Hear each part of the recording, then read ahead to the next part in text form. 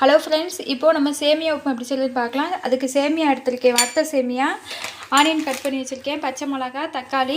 எப்படி செய்யலான்னு பார்க்கலாம் வாங்க. இப்போது இங்கே கொஞ்சமாக நெய் ஊற்றிக்கலாம், கொஞ்சம் ஆயில் ஊற்றிக்கலாம், கடுகு உளுத்தம் பருப்பு போட்டுக்கலாம். கடுகு பொரிஞ்சிட்ருக்கு. நம்ம இந்த பக்கம் வந்துட்டு கொஞ்சம் நிலக்கடலை சேர்த்துக்கலாம், கொஞ்சம் கடலைப்பருப்பு போட்டுக்கலாம்.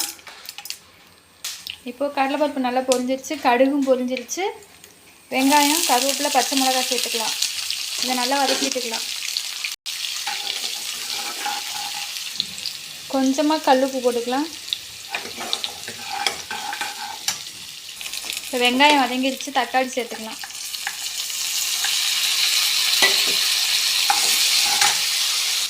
மஞ்சள்தூள் லைட்டாக போட்டுக்கலாம்.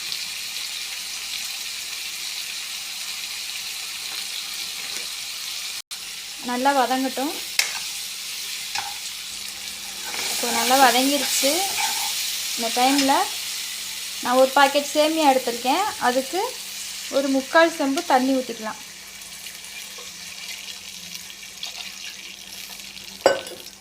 நல்லா தண்ணி கொதிக்கட்டும். நமக்கு இப்போ தண்ணி நல்லா கொதிச்சிருச்சு. இந்த டைமில் சேமியா சேர்த்துக்கலாம்.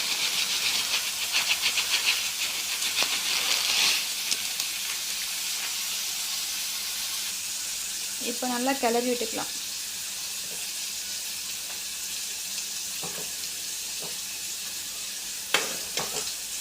உப்பு கரெக்டாக இருக்கான்னு பார்த்துக்கலாம். ஒரு 5 நிமிஷம் சிம்மில் வச்சு வேக வச்சுக்கலாம். இப்போது உப்புமா ரெடி ஆகிடுச்சு. வாங்க ஃப்ரெண்ட்ஸ் பாருங்கள்.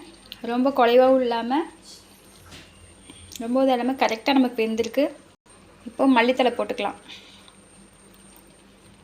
இப்போ பாருங்கள் எப்படி அருமையாக வெந்திருக்குன்ட்டு, உதிரி உதிரியாக பாருங்கள். நமக்கு அழகாக ரெடியாகி வந்திருக்கு.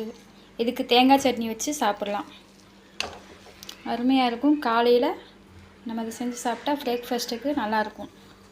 Thank you friends.